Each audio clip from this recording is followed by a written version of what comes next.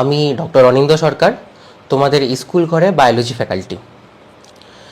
আজকে আমরা যে টপিকটা নিয়ে পড়ব সেটা অনেকটা ইম্পর্ট্যান্ট এবং এর থেকে অনেক বেশি কোয়েশ্চেন আসে নিট পরীক্ষায়। কি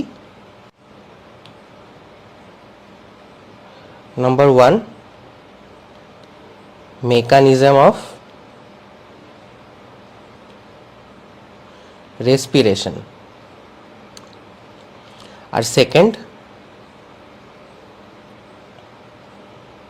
আমাদের রেসপিরেটরি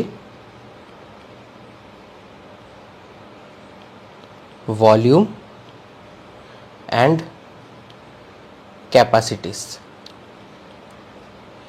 যদি মেকানিজম অফ রেসপিরেশনের মধ্যে আমরা আরেকটুখানি ডিভাইড করি, মানে আরেকটুখানি চুলছেরা বিশ্লেষণ করি, তাহলে আমরা দেখতে পাবো যে এখান থেকে মেইনলি মাসেলস কি ইনভলভ থাকে এই রেসপিরেশনে সেটা ইম্পর্টেন্ট।